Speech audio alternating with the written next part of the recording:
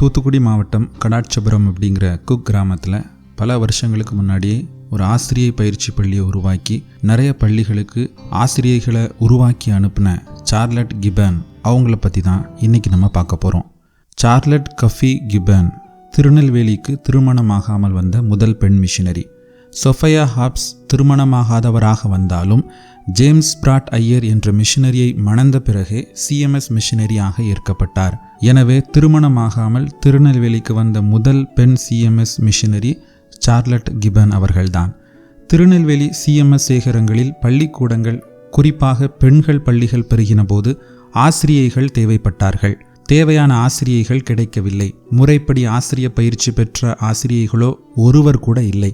ஆகையினால் பாளையங்கோட்டை சிஎம்எஸ் பெண்கள் போர்டிங் பள்ளியை, அதாவது இன்றைய மேரி சார்ஜென்ட் மேல்நிலை பள்ளியை ஒரு செமினரியாக நடத்தி ஓரளவு ஆசிரிய பயிற்சியும் மாணவிகளுக்கு கொடுக்க மிஷனரிமார் திட்டம் செய்தனர்.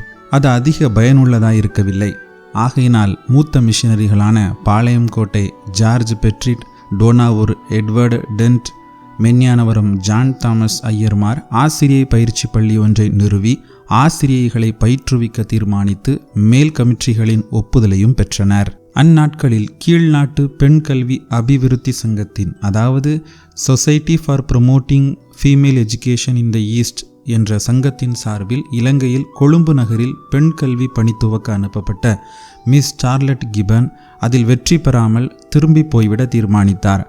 இங்கிலாந்துக்கு புறப்படும் முன் தென்னிந்தியாவில் கல்லூரியில் தன்னோடு படித்த தோழி சொஃபையா ஹாப்ஸை பார்த்துவிட்டு போக முடிவு செய்து தூத்துக்குடி மாவட்டம் நல்லூர் வந்து சேர்ந்தார். அவர்கள் இருவரும் ஒன்றாக ஆசிரியை பயிற்சி பெற்றவர்கள். அந்த நேரம் பெட்ரிட் ஐயரும் அச்சமயம் பாளையங்கோட்டைக்கு வந்திருந்த எம்சிசி செயலர் ஜான் டக்கர் ஐயரும் இருவரையும் இணங்கச் செய்து ஆசிரியை பயிற்சி பள்ளியை தொடங்கிட திட்டமிட்டு அதில் வெற்றி பெற்றனர். கிபனும் சொஃபையா ஹாப்ஸும் பள்ளியை நிறுவுவதற்கு ஏற்ற இடத்தை தேடி அலைந்து கடாட்சபுரம் என்ற குக் கிராமத்தை தெரிந்து கொண்டு பெண்கள் ஆசிரிய பயிற்சி பள்ளியை, அதாவது ஃபீமேல் நார்மல் ஸ்கூலை 1843ஆம் ஆண்டு நவம்பர் மாதம் அக்கிராமத்தில் நிறுவி நடத்தி வந்தார்கள்.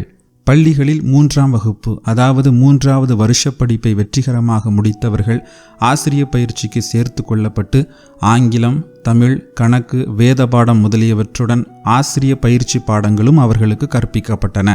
கடாட்சபுரம் மிஷன் பெண்கள் பள்ளியே பயிற்சி பெறும் பள்ளியாகவும் பயன்பட்டது. 1844ஆம் ஆண்டு ஹாக்கின்ஸ் அம்மாள் பள்ளியில் பணி செய்ய உதவிக்கு வரவே சொஃபையா ஹாப்ஸ் கடாட்சபுரத்திலிருந்து மென்யானபுரத்துக்கு மாற்றப்பட்டார். முதல் வருஷம் அந்த பள்ளியில் சேர்க்கப்பட்ட மாணவிகள் 30 பேர் என்று தெரிகிறது. பாலர் வகுப்பொன்று துவக்கவும் கிபன் முயற்சி செய்து வந்தார். பயிற்சி மாணவிகள் சேர்க்கப்பட்ட நாளிலிருந்து பயிற்சி முடித்து வெளியேறும் வரை அவர்களுக்கான அனைத்து செலவுகளையும் மிஷனே ஏற்றது.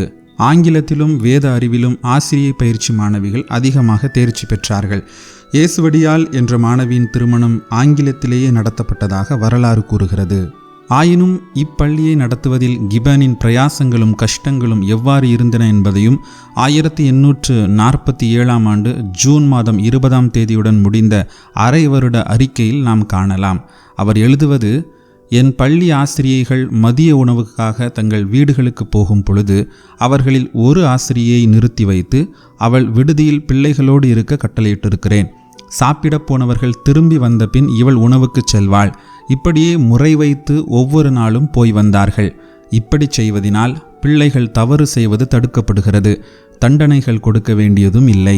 மேலும் 1848ஆம் ஆண்டு ஜனவரி 22ஆம் தேதி அவர் எழுதின நாட்குறிப்பில் ஆசிரியை பயிற்சி மாணவிகளுக்கு 1 மாதமும் பாலர் பள்ளிக்கு 1 வாரமும் விடுப்பு கொடுத்தேன். தங்கள் வீடுகளுக்கு போகும் பொழுது தங்கள் துணிகளையும் புத்தகங்களையும் எடுத்து கொண்டு போகும்படி பரீட்சார்த்தமாக அனுமதி கொடுத்தேன். அந்த புத்தகங்கள் அவர்கள் ஆலய ஆராதனைக்கு கொண்டு போக வேண்டியவை. இதற்கு முன் நான் இப்படி அனுமதித்ததே இல்லை. ஏனென்றால் அவர்கள் மிகவும் அழுக்காகவும் கவலையீனமாயும் இருக்கிறார்கள். அவர்களுடைய பொருட்களில் பாதியை தொலைத்து விடுவார்கள் அல்லது யாருக்காவது கொடுத்து விடுவார்கள். ஆனால் இந்த தடவை அவர்கள் போகும்போது அவைகள் எவ்வளவு சுத்தமாகவும் துப்புரவாகவும் இருந்தனவோ அதே போல திரும்பி வரும்போதும் கொண்டு வந்தார்கள். விடுமுறை நாட்களில் நான் அந்த பிள்ளைகளை அவர்களுடைய வீடுகளில் பார்த்தபோது ஒரே ஒருத்தியை தவிர மற்ற அனைவரும் இங்கே என்னுடன் இருக்கிற பொழுது எப்படி இருக்கிறார்களோ அப்படியே சுத்தமாக காணப்பட்டார்கள். இது நன்றி அறிதலுடன் பாராட்டப்பட வேண்டிய காரியம்தான். இது ஒரு சின்ன விஷயம் எனினும் இந்த மாதிரி சின்ன சின்ன காரியங்களில் கவனமுள்ளவர்களாய் இருக்க பழக்குவோமேயானால் அது அவர்களுடைய இயல்புக்கு மாறாயிருப்பினும் வருஷங்கள் செல்ல செல்ல அறிவு விருத்தியாகவே தாங்கள் பள்ளிக்கூடத்தில் பழகிய நல்ல பழக்க வழக்கங்களை தொடர்ந்து கடைபிடிப்பது தங்களுடைய நன்மைக்காகவே என்று கண்டுகொள்வார்கள். பெண்கள் போர்டிங் பள்ளிகளில் படிக்கும் பிள்ளைகளை தங்கள் துணிகளை தாங்களே துவைத்து சுத்தம் பண்ணிக்கொள்ள செய்வதில் திருநெல்வேலியில் 2 மிஷினரி அம்மையர் தான் வெற்றி பெற்றிருக்கிறார்கள். நானும் அவர்களுடைய வழியை பின்பற்றி அவர்கள் முன்மாதிரியை இப்பள்ளியில் ஆரம்பித்திருக்கிறேன் என்று எழுதுகிறார். நாட்கள் செல்ல செல்ல பள்ளியில் படிக்கும் மாணவிகளின் எண்ணிக்கையும் வளர்ச்சி பெற்றது. 1848ஆம் ஆண்டு ஆசிரிய பயிற்சி மாணவிகள் 26, பாலர் பள்ளியில் பயின்ற குழந்தைகள் 35.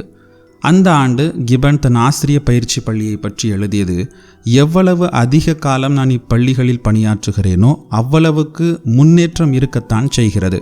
அதோடு அவ்வளவுக்கு குறைபாடுகளையும் சீர்படுத்த வேண்டியதாயும் இருக்கிறது. சில வருஷங்கள் பின்னிட்டு பார்க்கும்போது ஆசிரிய பயிற்சி பள்ளியை துவங்கின காலத்தில் என்னை சூழ்ந்திருந்த 15-16 வயது பெண்களை நினைவு கூறுகிறேன். அவர்களை நான் முறிக்க வேண்டியிருந்தது. அவர்களுடன் இப்பொழுது இருக்கிற அதே வயது பெண்களை ஒப்பிட்டு பார்க்கிறேன். கீழ்ப்படிதல், ஒழுக்கம், சுத்தம் முதலிய நற்பண்புகளில் சின்ன பிள்ளைகளுக்கு இவர்கள் முன்மாதிரியாயிருக்கிறார்கள். இவர்களுடைய ஆசிரியைகள் கூட அந்த அளவு முன்னேறவில்லை. இது எனக்கு ஆச்சரியமாயும் இருக்கிறது. என் உள்ளம் நன்றியால் நிரம்பவும் செய்கிறது. நான் சொல்வதற்கென்ன இருக்கிறது? கர்த்தர் பெரிய காரியங்களை செய்கிறார். இங்கிலாந்தில் பள்ளியில் வேலையாட்கள் செய்கிற அநேக சின்ன சின்ன காரியங்களை இங்கு நானே செய்ய வேண்டியதாயிருப்பது எனக்கு பெரிய பாரமாகத்தான் இருக்கிறது. ஆனாலும் நானே அவைகளை கவனிப்பது அவசியம். சில சமயம் அதற்கேற்ற பிரதிபலன் எனக்கு அருளப்படுவதை உணர்கிறேன். இன்னும் எவ்வளவோ செய்ய வேண்டியது இருக்கிறது என்பது உண்மையே. எனினும் திரும்பி பார்க்கும்போது முன்னேற்றத்தையே நான் காண்கிறேன் என்று எழுதுகிறார். பள்ளிக்கு தேவையான கட்டிடங்கள், போர்டிங் பிள்ளைகள் தங்க விடுதி அறைகள், தனக்கும் உடன் மிஷினரிக்கும் பங்களா, ஆசிரியர்களுக்கு வீடுகள் முதலியவற்றையும் கட்டினார் மிஸ் கிபன். கடாட்சபுரம் தேவாலயத்துக்கு பின் அக்கட்டிடங்கள் சிலவற்றின் அஸ்திபாரங்கள் சில அண்மை வருஷங்கள் வரை காணப்பட்டன. சில வீடுகள் பல மாறுதல்களுக்குட்பட்டு இன்னமும் இருந்து வருகின்றன. திருநெல்வேலி கிறிஸ்தவர்களும் மற்றவர்கள் பலரும் சென்னையில் குடியேறிய பகுதிக்கு திருநெல்வேலி குடியிருப்பு என்று பெயர். சென்னை கமிட்டி அக்குடியிருப்பில் பெண்கள் பள்ளியொன்றை துவக்கி அதை நிர்வகித்து நடத்த கிபன் அம்மாளை தகுந்தவர் என்று தீர்மானித்து அவரை அங்கு மாற்றினார்கள். இது நடந்தது 1849 வருடம். இவருடைய இடத்தில் சொஃபையா அம்மாளின் தங்கை மேரி ஜேன் கடாட்சபுரம் ஆசிரிய பயிற்சி பள்ளியின் தலைவியாக 1849 ஆண்டே நியமிக்கப்பட்டார். இதை கேட்கிற பிரியமானவர்களே, நல்லா கவனிக்கணும். நம்மளுடைய முன்னோர்கள் எப்படிப்பட்ட சூழ்நிலையில் இருந்தாங்க அப்படின்னு சொல்லிட்டு அந்த கிபன் அம்மா எழுதும்போது சொல்கிறாங்க இல்லையா, சுத்தத்துலேயும் ஒழுக்கத்துலேயும் ரொம்ப தங்கினவர்களாக இந்த மாணவிகள் இருக்காங்கன்னு சொல்லியிருந்தாங்க. ஸோ வெறுமனே நமக்கு கல்வி மட்டும் கொடுக்காம நிறைய ஒழுக்கத்தையும் நிறைய பண்புகளையும் நல்ல விஷயங்களையும் நமக்கு கற்றுக் கொடுத்து ஒரு நல்ல குடிமக்களாக நம்மளை மாற்றினதில் மிஷினரிகளோட பங்கு இன்றியமையாதது. ஸோ இன்றைக்கி நம்ம அதை நினச்சி பார்ப்போம்.